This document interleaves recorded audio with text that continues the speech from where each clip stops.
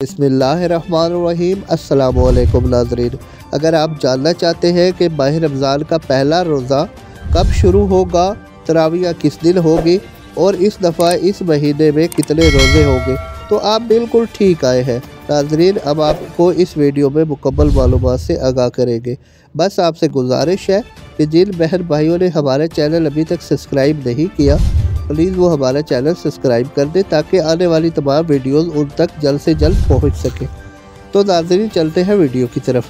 नाज़रीन, पाकिस्तान के महकमा मौसमियात के मुताबिक पाकिस्तान में रमज़ानुल मुबारक का जो आगाज़ है वो 22 या 23 मार्च को मुतवक्के होगा। अगर 22 मार्च को रमज़ानुल मुबारक का आगाज़ होता है तो 21 मार्च को अपना तरावियों का आगाज़ हो जाएगा, और जो मुतवक्के है वो 21 या 22 अप्रैल को, अगर 29 रोज़े होते हैं तो 21 अप्रैल को माह रमज़ान ख़त्म होगा और 22 को ईद होगी, और अगर 30 रोज़े होते हैं तो 22 अप्रैल को आखिरी रोज़ा होगा और 23 अप्रैल को ईद उल मुबारक होगी। तो नाज़रीन, वीडियो देखने का बहुत शुक्रिया। अल्लाह हाफ़िज़।